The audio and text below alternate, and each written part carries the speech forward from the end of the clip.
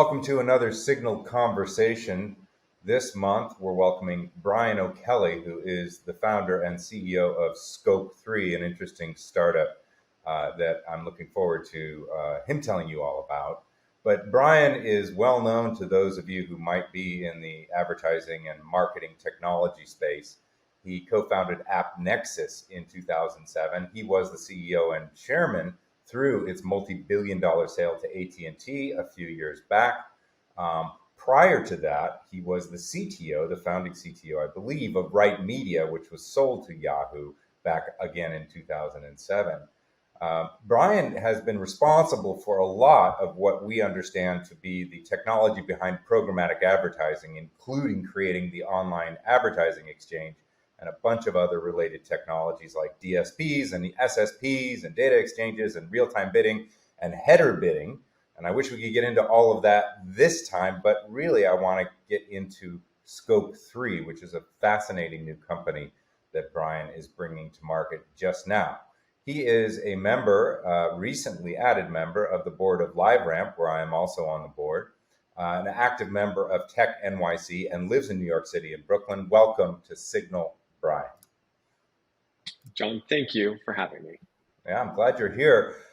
So the mission that you have at Scope3 is, and I'm quoting here from it, I believe, to decarbonize media and advertising. So what does that mean? Well, we know that every supply chain in the world is contributing carbon emissions to the environment. We've got this climate change problem. And I think most people don't realize how significant the contribution of advertising, if you think that whole supply chain from production of media and creative all the way through ad tech, ad selection, distribution, the moment the ad hits your eyeball, that whole supply chain is a significant source of carbon. And, advertising funds the internet.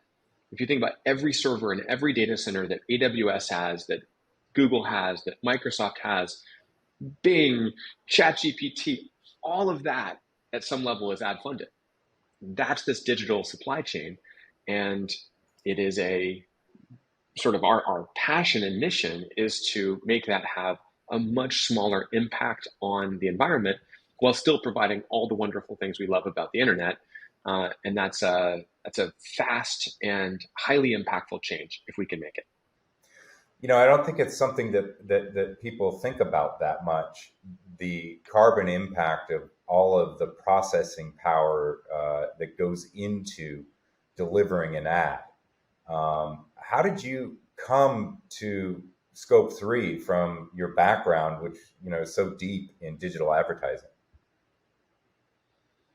Yeah, well, after we sold AppNexus to AT&T, after 15 years of ad tech, I was ready for a change. And I, with a friend, co-founded a company called Waybridge, which was a supply chain startup where we were going to trace metals like copper and aluminum from the mine and smelter and, this whole supply chain, like from Chile on a boat to Florida, where we're getting a train and a truck and finally end up at a factory, like totally different supply chain, with the idea that if we could trace that process, we could find ways to optimize it financially, but also for sustainability purposes. Like, what would green carbon look like if you could go source to sink to the wall in your house? And one of the realizations I had was that most of the ways to make a sustainability impact were very hard. Like, you have to go get green hydrogen pipelines, or you had to scrape barnacles off the bottom of a ship. And for all my technological, expertise, like that's not something that I knew how to do. But as I started to get deep in this, I took an MIT supply chain management year-long course online during COVID. And I realized that the theory was right, but that the industry was wrong. That the digital world, while it seems like it's less impactful, actually has a huge footprint that no one could see, but that the changes were largely algorithmic or technological in ways that we could impact very quickly. So, if you think about the idea that a third of ads on websites are never seen, They're not even viewable, but they still get auctioned to thousands of servers. They still get decision. They still get served, and advertisers still pay for them. If we could just fix that one thing, you're talking about tens of thousands of servers that just disappear from clouds. I mean, this is a pretty massive impact, and also brands don't have to pay for them. And I'm Right. thinking, like, this is great. Like, this is an economics problem. This is a marketplace problem. This is an environmental problem. My entrepreneurial energy started to flow. This felt a lot like the circumstances that led to the creation of the ad exchange, which was a structural problem that was costing people money, but that also had a really interesting and fast technological solution. So that's how kind of I just pattern matched, I guess, in a way of Yeah. I wanted to make an impact in the world, and I know a lot about this industry, and there was an economically viable solution. It just needed that spark of someone saying, "Well, hey, what if we put these pieces together and try to change the world?" And so, what's your pitch to a decision maker? Somebody who spends hundreds of millions of dollars in digital advertising a year. What's the thing that you say to them that wakes them up and they say, "Oh my God, this could really be big for me"? What's that? What's that? Promise that Scope 3 can make that gets people excited. Last October, I was at the World Federation of Advertisers Executive Committee meeting, the WFA, talking to some of the biggest brands, like CMOs of huge brands, and the heads of trade associations. And I was really nervous. I mean, even though I've started and sold companies, I mean, this is the room where it happens. And I said, listen, we know programmatic is deeply troubled. Like it is complicated, it is inefficient, it's non-transparent, there's privacy issues, there's national security issues, but it's also a waste of your money to buy all of these crappy ad placements and buy non-viewable ads. And you've known this for a decade and haven't fixed it. But if I told you right now that there's an environmental problem, that you're actually hurting the environment by doing this, and all of your companies have made sustainability pledges, Right. and that by fixing that problem, you're also going to reduce your impact on the environment by a huge amount, tens of thousands, hundreds of thousands of metric tons of carbon a year. Could I motivate you to make some changes to how you operate that will save you money, that will make your marketing work better, but will also have a huge environmental impact? And they all said, absolutely. Which is funny, right? Because it's the same problem that they've been trying to figure out. But this was a motivation that's not just about marketing spend. This is about investors putting ESG pressure on companies. It's about employees demanding change. It's about the consumer story for their products, where they're saying, hey, we're doing the right things for the environment. It's just actually a much more important mission for everybody to do their part for the environment. If it's also good for business, it's kind of a no-brainer. How does it work exactly? What are you doing that changes the supply chain of digital advertising such that this kind of efficiency and impact is affected? The first step is to measure. You have to know how the money you're spending is causing an environmental impact. One thing that is hard for companies is that supply chains are very long. There's lots of hops, but they're also geographically dispersed. So even on the internet, I mean, there's millions of different internet publishers around the world, and most suppliers don't know their own carbon footprint. And this is every supply chain. So our unique approach was we figured out how to model the emissions of the entire supply chain because of a lot of publicly available data that we could pull in, thanks to initiatives by organizations like the IAB Tech Lab, which has been saying every company should publish its ad tech stack in a little file called ads.txt. We can pull that in, and we can use a bunch of information that's been contributed or even publicly shared by many of the thought leaders who are companies like Axel Springer who've published a sustainability report, or Criteo as an ad tech company, or of course Microsoft and Google and these companies, we can actually put all of this into a big model, Hmm. um, and say, well, if the New York Times doesn't have a sustainability report, which it doesn't yet, it's working on it. We have enough other news companies that we can say, based on how many employees, the kind of properties they have, the public information we have, we can come up with a pretty accurate guess. And that's dramatically better, actually, than if you ask them, because they don't know how to measure it. And we can also do apples to apples comparisons, because we are building the model.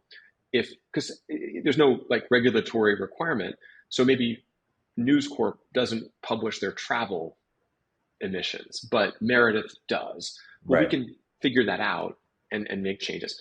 So this is it's a long, complex way of saying it's not just about measuring your supply chain, it's actually about modeling your supply chain. So that when you're looking at all of these different things, how do you compare CTV or streaming video to a mobile game? Well, we had to build a model that could do that. How do you think about digital out of home? If you're in your Uber and there's an ad, how do you compare that? The second thing is to make sure that brands understand we want you to keep spending money. We want you to spend it effectively. Even if something is high carbon, if it's really effective, keep doing it. The intention is not to just get rid of carbon willy nilly. But if you have places where your spend isn't as effective, and my non-viewable ads example is an obvious one, Right. like we know that's not changing anyone's minds to make you buy Tide detergent. Well, maybe you should stop doing that. And that's the second phase. Okay, now we've measured, we see where our carbon is, and we overlay that with the effectiveness of our spend. Then we go down and say, okay, to our agencies, to our publishers, to our ad tech partners, I want this to go down. And that reduction is something that we can inform because we now know where those hot spots are. We know the opportunities to do reduction, and then we can say, well, I'm not going to buy made for advertising sites. I'm not going to buy non-viewable ads. I'm not going to buy from publishers that have more than 200 ad tech partners because it doesn't really make any sense. And that's the very specific reduction that in many cases is like as an example, like by cutting the number of domains you buy by about 7%, you can reduce your carbon footprint from programmatic by about a third. And Hmm. that's a A shocking third. change, a third. Wow. And if you do that, what happens is those publishers that got turned off, those 7%, are like, wait, I don't like being turned off. Maybe I should go do something. And we've seen is systematically those companies reducing their emissions by, in some cases, 75%. So they just proactively say, well, I don't need 200 or 2,000 ad tech partners. I'm going to cull the herd. And that impacts not just that one advertiser, that impacts the entire industry. And so what we're seeing is the entire footprint of the industry starting to trend downward very quickly based on these decisions by advertisers. And that's kind of exciting. And I think other industries will follow the same footprint, which is once you see that it's good for business to be green, then you get this virtuous cycle where the Right. greener you are, the more money you make. And especially in a B2B context, you mentioned P&G, they're one of the largest advertisers in the world. And when they start tipping the scales on something, the whole market changes. Right. And that's what's been so exciting for me personally in this mission is seeing the world change quickly toward a more environmentally friendly way of operating is, I think, probably the most proud I've been of anything in my career is doing something that makes the world better, and is, I think, good for business. Like that's what I want to do with my life and my energy. And so many people I get to work with every day are passionate about this too. Like it's not just a Brian O'Kelly project. This is an industry movement that I get to be a little part of. So, it strikes me that efficiency and viewability, intelligently applying your ad spend, these are not new concepts, right? In advertising, or certainly in digital advertising. What is it the ability to look at the problem through the lens of a new point of view or a new framework, which is the impact, the carbon impact, that's sort of spurring this along? Because no one wants to pay for non-viewable ads, for example, right? Is it just that you're interested in sort of almost decomplicating what has become an extremely, kind of a big, ball of yarn in programmatic? Yeah, and I, of course, can only take the blame for inventing acronyms and threads of yarn in that ball. But I think you're right. It's having taken 3 years out of the industry and walking back in. A lot of those things we all took for granted, like the status quo, it has to be this way. It's not true, And if you actually pick at that ball a bit and say, well, why are people paying for non-viewable impressions? There's a procurement aspect to that. Brands have said, I want the lowest CPMs I can get. And, cost per thousand isn't cost per thousand views, it's cost per thousand impressions. Right. And so the agency is like, well, I want to make my client happy. I'm going to blend some cheap non-viewable ads with some expensive viewable ads so that the procurement team says, good job, you cut the cost of advertising by 10%. But that's not quality. This is where you have this tension. Right. You ask the procurement people, why are you doing this? And they're like, well, there's all these shenanigans that we know that the supply chain does. We're trying to squeeze the supply chain. And I'm like, well, this is a balloon. You're squeezing here, but it's popping out here. But this is the systemic idea, is systemic reduction, is pointing out to everybody at the same time, hey, this doesn't work anymore. Like, as an industry, we have to stop doing wasteful things. And I've been fortunate to have brands, agencies, trade associations, ad tech companies, publishers, platforms, cloud companies, everyone's sort of on the same page of like, this year, we need to change this. And if everyone's kind of doing it together, and this is where being an ad tech company is difficult, right? Because as the CEO of AppNexus, I was trying to go public and I had to hit certain numbers. And taking a hit on this or distracting my team for this would be hard to justify. But I don't have any status quo to protect. All I have is a mission to achieve. And that means you can take a holistic approach. That systemic, holistic process means no one's really hurt because everyone's changing things at the same time. At the same time. Does that make sense? Yeah, it does. So let me ask you sort of a final question here. If you're successful, Scope3 is successful, by whatever standards you judge success to be, what changes in 5 years? What does this industry look like in 5 years that it doesn't look like now? Well, the biggest tragedy of programmatic, in my mind, is that it commoditized content. And that was the sort of foundational idea that we could follow people from site to site and create this sort of open web where anybody could get access to demand without a huge sales team. And that was great, except that you saw quality publishers like these newspapers start to decline dramatically as a share of ad spend because it was about the person, not the content.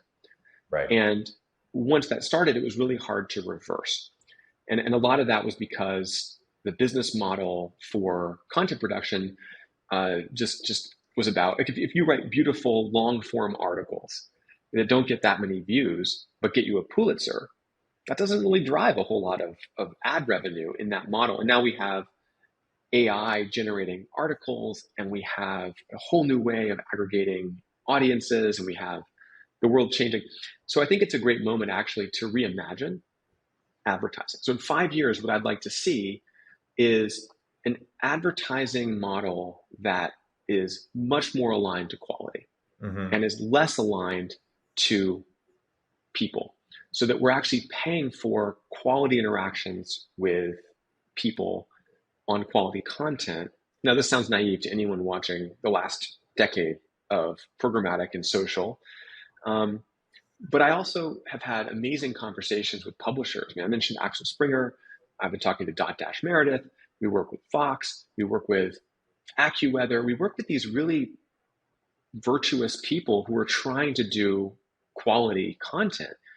And I think the agencies have responded to this too. So 5 years from now, if we drain the swamp, if we get rid of all of these problematic ways that programmatic is hurting journalism, hurting democracy, causing privacy to be at issue, can we rebuild, you know, I don't know, an island of traditional advertising, like actually trying to put advertising on quality content? I hope we clear the way. I'm not sure it's going to be me that invents the next model, but I think that new model can't emerge until we clear away some of the problems from the current generation. And I think we're going to start seeing that. Sustainability being the lever that causes this to happen, and then a greener, better, more sustainable future for the internet is my small aspiration for the change we cause in the world. I think it's a great mission, and I certainly hope you succeed. It's something that I've been very driven by my whole career. So, best of luck with that. You've got a friend here in that. And we, for the audience, will put links to all of this and Scope3's work alongside this video and the article. So Brian O'Kelly, thank you so much for spending a little bit of time with us here in this Signal conversation. Really appreciate it. Thanks, John.